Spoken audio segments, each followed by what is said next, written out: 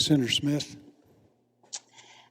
Thank you very much, Chair Boozman. And Secretary Vilsack, it's great to see you again. I will give you a chance to take a sip of your tea or coffee because you've had a long morning so far. I so appreciated the chance to visit with you a couple of weeks ago, and I really appreciate, as a fellow Minnesotan, your understanding of the diversity of agriculture in our part of the country and the importance of family farmers and ranchers. And I really liked also the way you framed up your comments today, this morning, in terms of 4 what-if moments around climate and food security and competition and inequity. And we've had a lot of great conversation about climate and biofuels, so I want to just associate myself with those good questions from Senator Klobuchar and others. I'd actually like today to hone in a little bit on this question of inequity. And especially what USDA can do to expand access to resources, especially access to credit. So, you know, I'm sure you know in Minnesota, we have Hmong refugees that brought their farming traditions to Minnesota in the 1970s. We have a significant community of Latino farmers that are really integral to our ag sector, led by great organizations like the Latino Economic Development Center.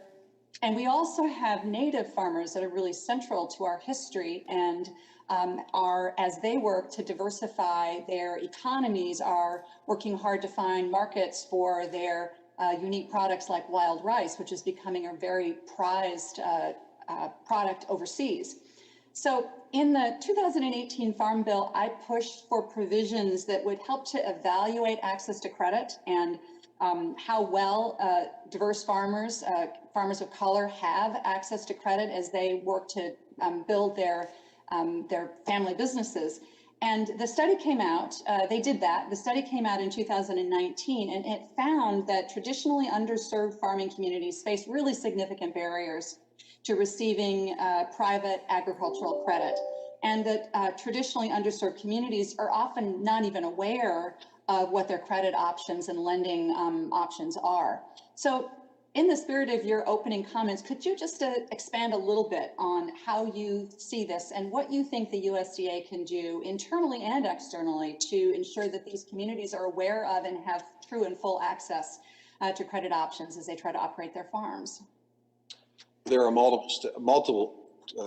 steps that need to be taken, Senator. First of all, I think we need to take a much deeper dive than has ever been taken before in terms of the USDA programs to identify what barriers actually in fact exist in each of those programs.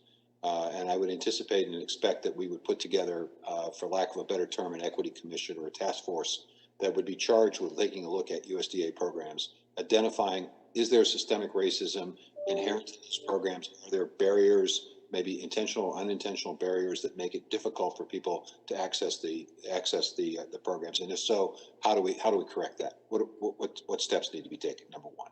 Number two, I think it's about technical assistance and making sure that we work with people who are trusted in the community. It's very difficult sometimes in those communities to go in from the government and say, you know, the old adage, we're from the government, we're here to help. Maybe it's better to say, we're from the government, we want to affiliate ourselves with a community building organization that you do trust, that you do listen to. And then we want to work with that community building organization to provide the information and the technical assistance and the awareness and the steps necessary for you to be successful in developing these programs. Then I think it takes a workforce that's diverse, that has the right perspective. Maybe some of the people themselves have been through this. So that you essentially have people that are sympathetic and understanding, that maybe the rules may not be fully understood. It may take a little time. It may take some patience to get it done. And then to the extent we have an appeal process, that appeal process has to be true, has to be a real appeal process. It can't be a whitewash, if you will. What we need is to make sure that we have people on those appeal boards at the county level and at the state level that also represent that diversity. And when I was secretary before, I exercised the power to enhance the diversity in many of those county committees. Obviously willing to do that again, but what the hope would be that folks locally understand and appreciate the necessity of having that voice, that person in the room that can explain why this appeal should be considered. And also, I would say it's also accountability and making sure that if I'm confirmed as secretary and the undersecretaries and the people who are responsible for administering these programs are held accountable. So that means collecting information and data to make sure that we are aware if there's a problem, where the problem might be, so we can address it as quickly as possible. Those are some of the steps that need to be taken, I believe.